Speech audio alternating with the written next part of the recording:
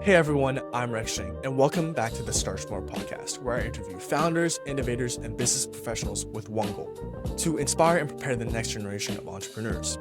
For our second episode, we have Mr. John Ray here with us. He's the founder of John Ray Co., author of The Generosity Mindset, former investment banker, podcast host, community advocate, and so much more. We had a fantastic conversation, and he brought tons of insight to the table. Without further ado, let's get started. Enjoy.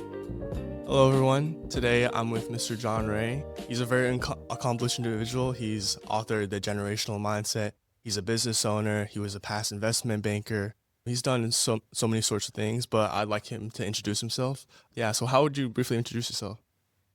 Well, Rex, thanks for having me on, and congratulations on your podcast. Thank you so much. Yeah, a couple things. In terms of what I do, I'm a business advisor. I work with businesses around their pricing, their positioning, and the businesses I work with are mostly expertise service providers. So basically people that sell their expertise. So we're talking about consultants, coaches, accountants, CPAs, attorneys, anyone that has a service business where they're selling an intangible, essential. So they're selling knowledge and experience and wisdom. And then I own this podcast studio that we're sitting in. And I've been a podcast host for about 10 years. So yeah, that's a brief intro. Okay, speaking of the podcast, could you tell us a little bit about how you got into podcasts? I know you mentioned before to me personally that it was kind of an accident for you. So could you go more in depth into that? Yes. So, and what I said about it to you was a lot of good things are accidental. Well, there's a lesson in that. So yeah, I was minding my own business, I guess you might say, and I got connected with a fellow named Mike Salmon. Mike runs the Gwinnett studio, the Gwinnett affiliate of the Business Radio X National Podcast Network. And Mike was going to open a studio here in the North Fulton area in Alpharetta, and he wanted to meet someone that knew everyone, quote unquote, in his words, and to be his sidekick and to help him get it going. And so that's how we got connected. We got into it. We had a great time doing it. About two and a half years into it, Mike decided that he had his hands full with one studio, much less two. So he asked if I would take this over. And I said, yep, I'll do it because I enjoyed it. And it was serving the community. I enjoyed it for what it did for me and my business. So I took the studio over and turned it into a business and really have used the platform to serve the community here in North Fulton. Right. So would you tell like the young viewers out there to kind of take advantage of every opportunity that they get? Because as you said, a lot of times that one connection with someone can alter like your entire situation. Yeah. I mean, I would say be open to what comes that's not on the plan, right? Mm-hmm. I mean, this was not on the plan. Yeah. And so be open to what comes to you on the plan, because if you're doing the things that you should be doing in terms of serving people, you will end up getting opportunities that come your way that you didn't expect. And so be open to that. Okay, absolutely. Thank you for that. Mm-hmm. Yeah, I'd like to know a little bit more about your background. Mm-hmm. If you were like my age, back when you were my age, when did you really figure out you were interested in like the fields that you're interested in now, like investment banking and entrepreneurship? Was there like a point in your life where you thought, oh, this is like what I want to do for a lot of my life? Yeah, well, I was interested early on in the stock market because my dad was involved in that, did investing and got me interested in that. And as I got into that world and learned about business from that perspective, that really kept me in business. And so, or in the business world.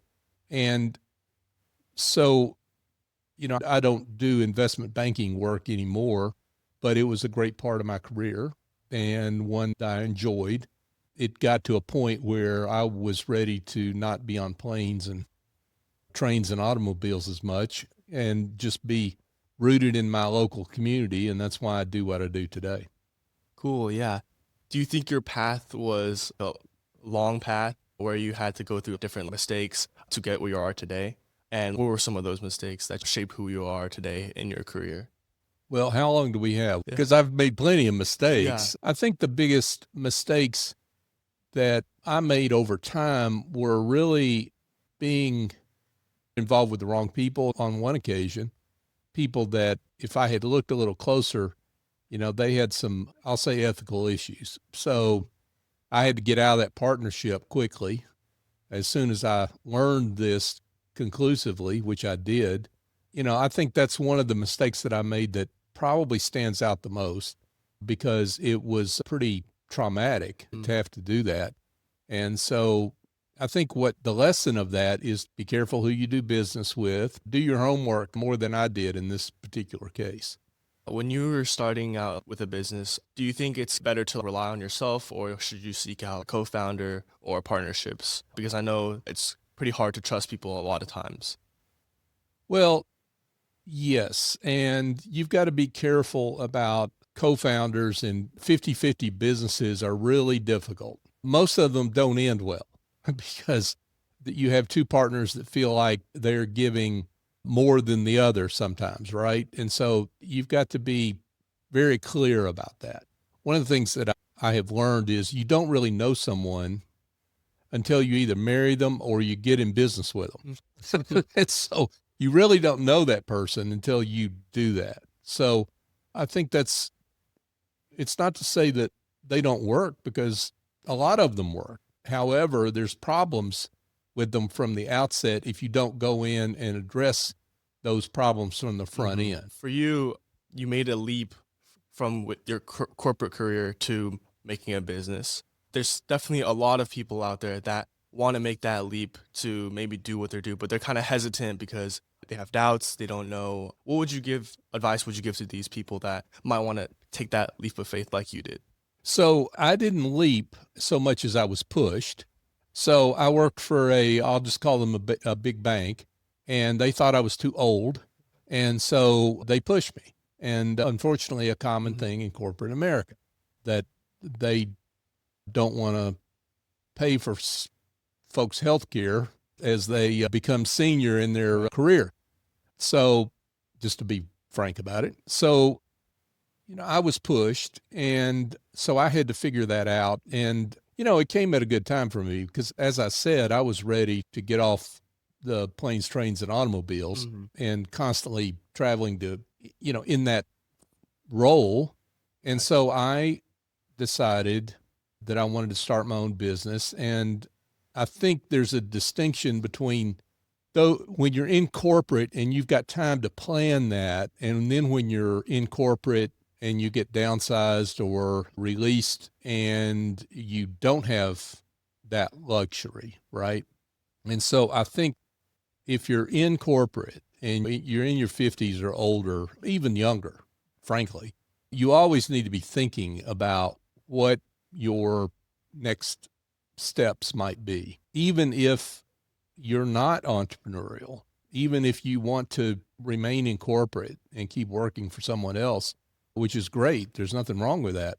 It's always good to be thinking about where and planning for where your next steps might be, your next stops might be. Tend to your network, keep your network active, because your network, ultimately, there's the old cliche, your network is your net worth. And that is true. Your relationships generally are what help you get from one place to another, whether it's entrepreneurship or whether it's in corporate. Right. Saying with your network is your net worth. I think it's good to a certain point, but then when you get like the only reason that you're meeting someone is for them to give something to you, I feel like it's good to also bring something to the table yourself as well. Do you think that's something that people should keep in mind to keep things less transactional? Yeah, well, so you're singing my song. So, I mean, that's what I write about in my book, cool. The generosity mindset. So that generosity is about giving first. It's about being a professional of value, that you're seen as a professional of value, that you're seen as someone that gives first. And when you give first, you become someone that people want to know, that they like to be with, and they want to help you. And you don't do it for transactional reasons. Do it because you want to genuinely help people. And if you genuinely want to do that and live that way and show others part of yourself, they will help you. Right. And it may not be, immediate. In fact, most of the time it's not. But during those times when you really, really need it, then you're able to count on your network because you never came to them in a transactional way, right? Awesome.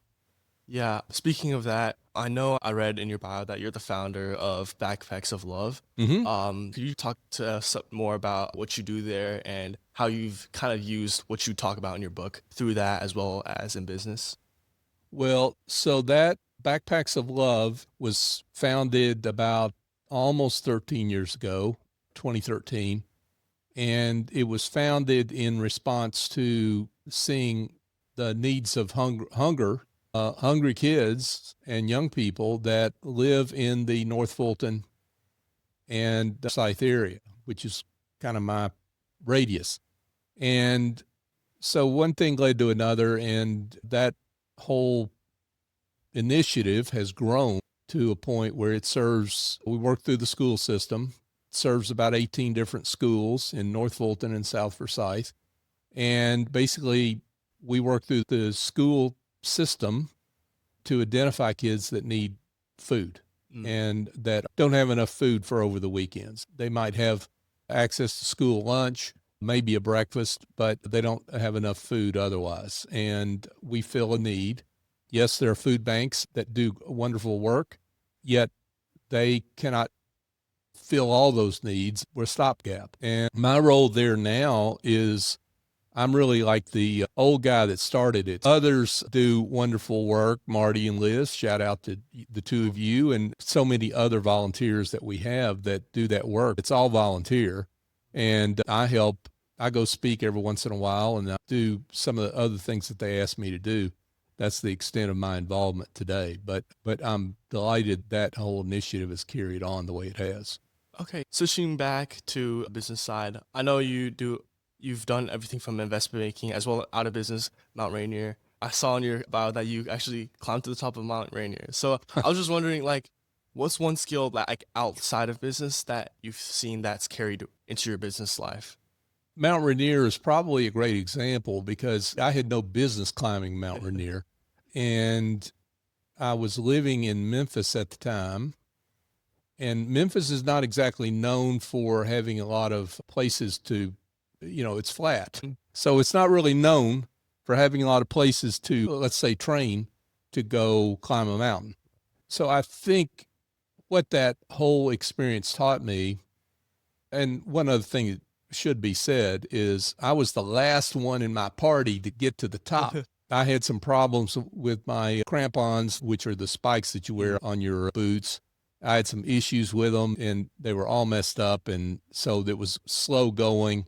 Plus I was slow going anyway. So that created some issues. And so I was the last one up there, and our guide told me, he says, you can wait here until we're done. I'm like, I'm not waiting here.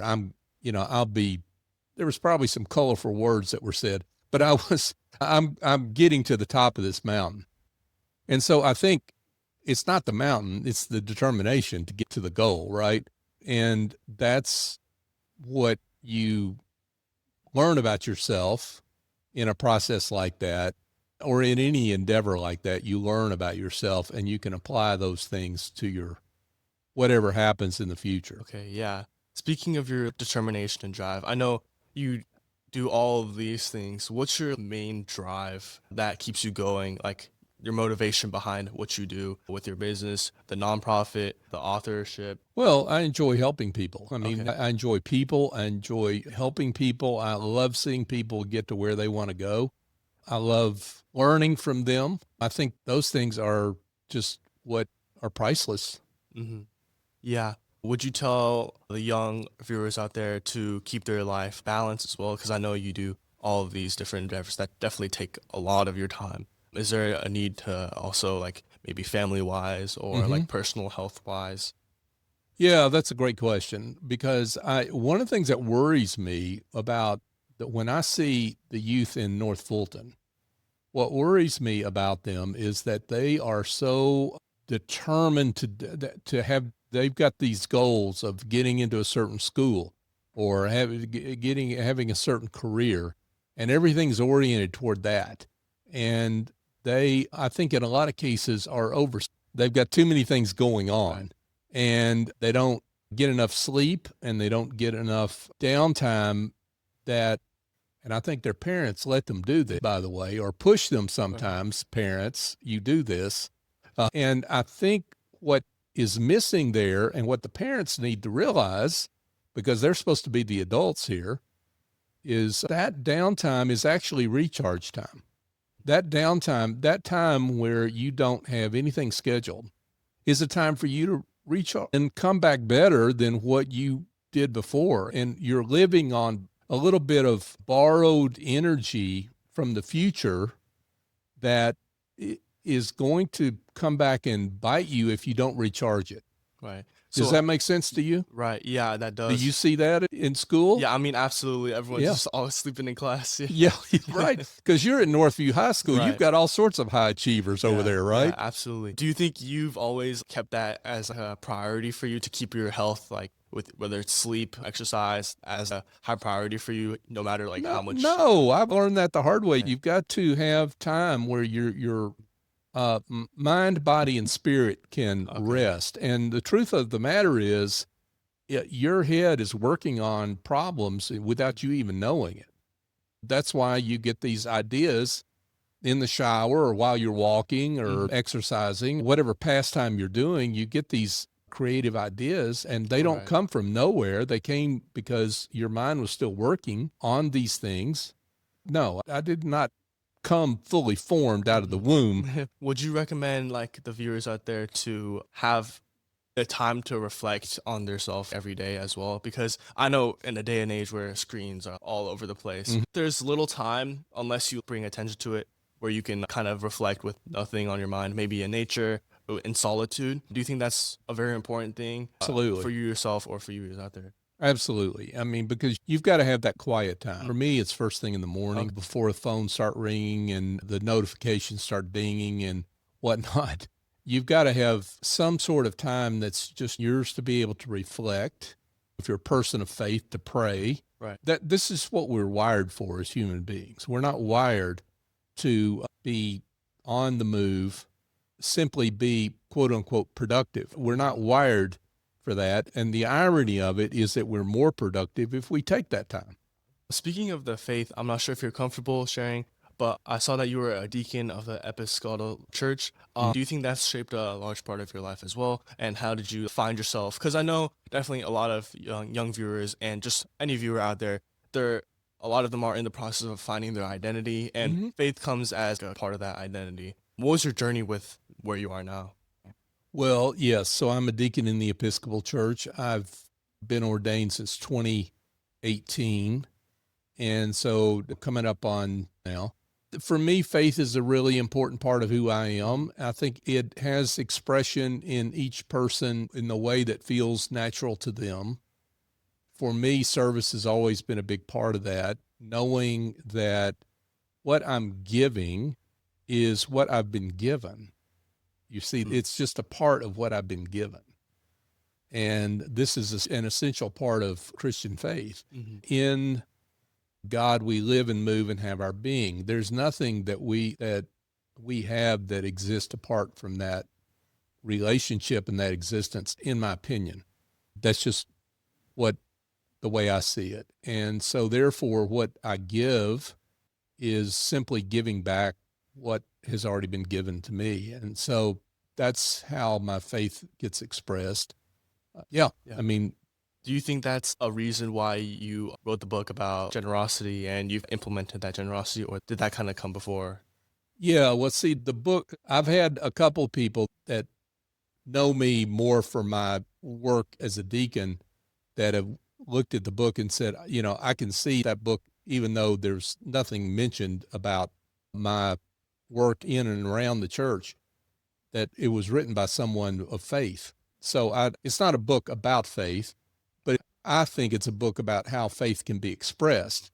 You don't have to be a person of faith to get something out of it at all, but the ideas in it all come from some of the ancient faith traditions: Christianity, Judaism, Islam, Hinduism, so many of our ancient traditions where generosity, not just giving, but generosity of spirit, of service, is an important part of those faith traditions. Right. Do you think it's important for people, especially in the business field, to kind of find their faith? Because I've heard that people don't usually realize how many believers there are actually within the business field. Do you think that's like a important thing that people should definitely be looking at themselves at?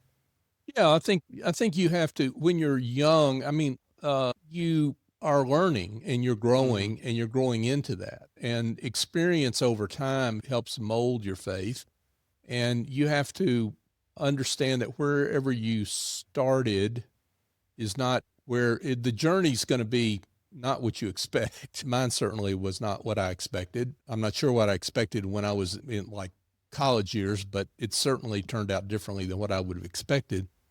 That, to me, that's not, some of that comes across as almost sometimes insincere, frankly. I think what you, and I'm not criticizing anybody, Yeah. I think what you have to do is more express your faith through your actions than sometimes certainly preaching at anybody about it. Because that actions speak much louder than words. That's a cliche because it's true. Yeah, I think definitely authenticity is something that everyone should keep in mind, because especially in school, I see a lot of activities that they do outside, like maybe join this club or join this activity for the sole purpose of it is to maybe have that as an extra line on their resume, have that extra activity that they can list for their college applications. How important is it for people to have actual authenticity and do what they love to do? Yeah, I mean, that's a great question. And that's part of what I was talking about earlier about being overscheduled, right? When you join something and you join it just to, I mean, here's the business world part of it. You join a nonprofit board and you really are joining just to have that on your resume. So, see, adults are guilty of this too, Rex, not just young people, not just young adults. Us older adults are guilty of it too. Where, you know, you join a nonprofit board to have that on your resume, on your CV, and you really don't do anything to support the organization. That's really inauthentic, and it's really, you're really cheating not just the organization, not just the club, because you know that you're there in an inauthentic way and you're not showing up the way you ought to.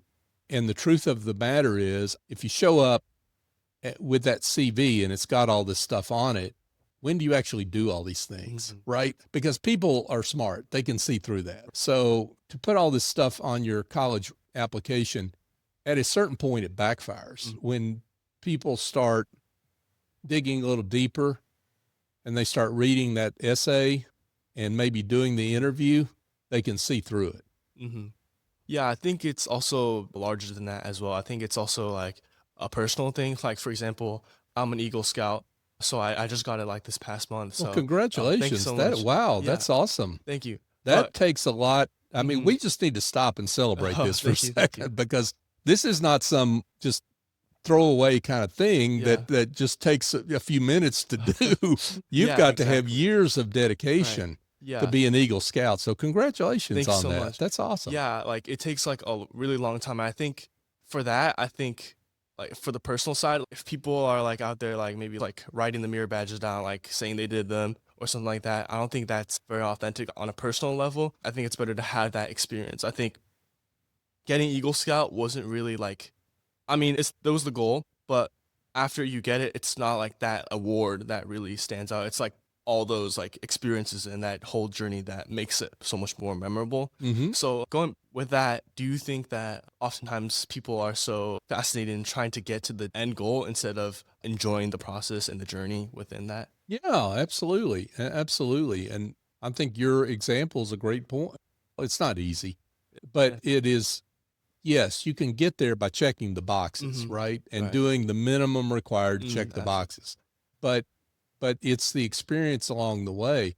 I mean, just to use the Mount Rainier analogy again, I remember a lot more about what it took to get up the mountain than I do actually getting there. I mean, I was at the top only for about 10 minutes or so, 15 minutes. Right. That's it. I mean, then we had to come back down.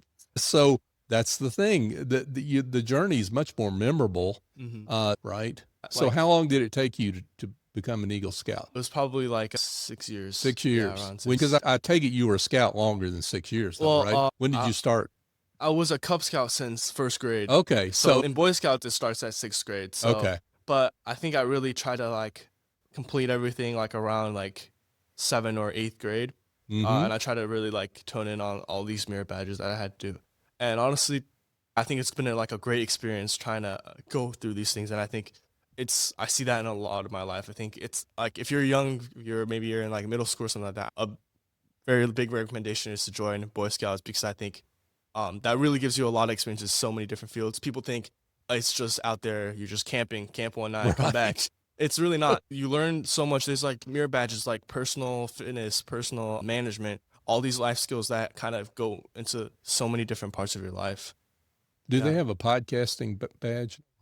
I'm not sure. They probably do. They have so many. Well, and I bring that up not to make a joke, but to underline what you're saying, that it's more than just camping, that kind of thing. There are all these ways you can earn your badges, right? And all these things you learn along the way. So congratulations Thank again. you so much. But going back to business, what do you think that, I know you have a lot of experiences in like finance and business. For the young viewers, what do you think is like a tip or advice in the finance side of things, like maybe with their finances, what they should be managing, things like that?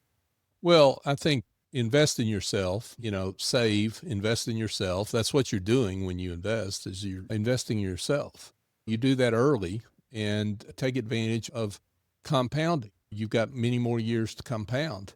So when you do that. Yeah, absolutely.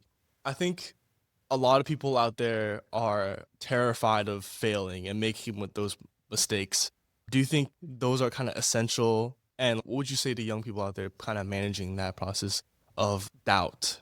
Yeah, that's a great question. So, yeah, I think you learn more in failing than you do in your victories. And that doesn't mean you want to go out and fail. I get it. But it's kind of like what I tell the business owners that I work with. And, some of the mistakes that you've made are the tuition you paid for learning and getting better.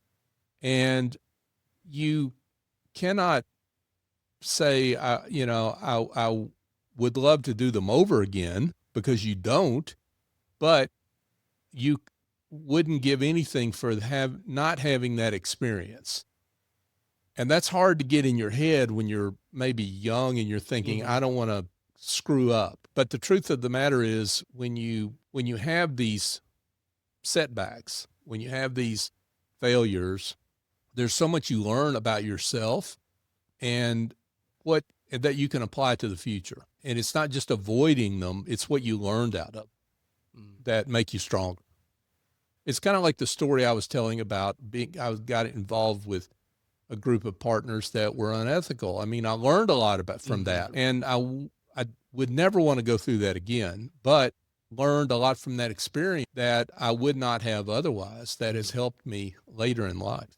Speaking of learning specifically, I think a lot of students out there think they have to kind of follow this traditional path. You have to complete high school, go to a good college, get a job 9 to 5, and work. Personally, I've seen a lot of like high school students, like mostly college students, but there's some high school students out there kind of taking that first step, maybe like doing their own passion project, not just for college, but rather it's like a startup or something. For example, the last guest that I have on, he was like a 17-year-old founder, and like he wasn't worried about college. Like, I think people are so caught up, but I think when you're young, it's great to explore. Like, there's no like downside to that. Like, if you fail with your startup, if you fail with your passion project, you could always go back to college and you'll be the same as where you were beforehand. So what are your thoughts on that? Well, actually, you're ahead of where you were, even if you failed.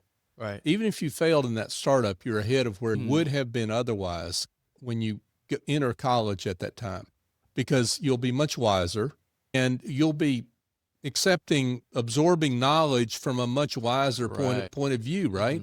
So, yeah, I mean, I think when you're young, that's the time to explore, learn about yourself, and use these experiences to learn about yourself and what motivates you, makes the synapses in your brain light up, right? What makes your heart sing, as one of my mentors said, do what makes your heart sing. And yes, parents, I know that sometimes it is disappointing for parents because they want to see you walk across that stage at a big fancy school because they've visioned that all their life. But the truth of the matter is our economy has changed in a significant way. I know someone right now who's a young person who graduated from high school and they're interning with a HVAC company so they can start their own HVAC business. And the truth of the matter is they're probably going to make more than a lot of college graduates ultimately because there's so much need for people in that business. My son went into the military. He found college just wasn't for him. And he's been extremely successful in that. I couldn't agree more. There's like many paths to success for sure. There's many paths to success, and just learning from where you are is always important. Absolutely. So education-wise, do you think that people should use like their like college, if they're in college, they should use that not as like a way to like network, or what do you think is like the purpose of college? What should college students be thinking about? Like, So learn how to think. You're not there to learn a trade. Right. You learn how to think. I was told that at one point by a professor at where I went to school, and that was the wisest thing I heard. And for example, I was an English major. I was English economics double major. And one of the things that professor did for me, Professor Weatherby, God rest his soul, I got a C- on my first English paper, and I thought when I turned it in, that was going to be an A.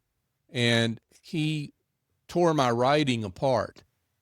And what I figured out was if I was going to learn to write, if I stuck with this guy, I may not get the highest grades, but if I stuck with this guy and took all his courses, he would teach me how to write.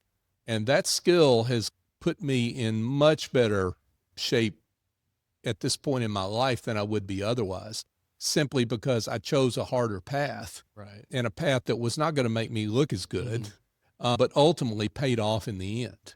So do you think it's important for people to do the difficult thing? Yes, absolutely. And do the thing that challenges you. Don't do the thing that gets you the easy A. Do the thing that challenges you that you know you're going to need later. Absolutely. Yeah, to close it off, what's one last piece of advice that you would give to the viewers out there? There could be in all stages of life. It could be like the best advice you've ever heard in your life, or something you just thought about yourself, but yeah. Oh gosh, the best piece of advice. I think investing your time and attention in the success of others is always a great investment because it comes back to you in so many different ways. It's fulfilling personally, but people want to, if you're helpful, they want to be helpful to you. And ultimately, that's what drives success. Yes, there are outliers. And we see some of them in today's society where it's just all about them and they've been able to elbow their way to where they are. But the truth of the matter is they're the exception, not the rule. And I don't think they're very happy based on what I can see. So I think from a fulfillment point of view, when you invest in others, that's always a great investment. Well, thank you, Mr. Ray. That's all I have for you today. Thank you for taking the time Rex, today. Rex, terrific. You're a great interviewer. Thank you guys so much for watching. I hope you guys enjoyed the episode. Please follow my journey on Instagram, Spotify, TikTok, and more, all linked down below. If you want to reach out to Mr. Ray or learn more about his work, I'll have his information down below as well. More episodes are on the way, so stay tuned. As always, we're having conversations that build the next generation. Peace out.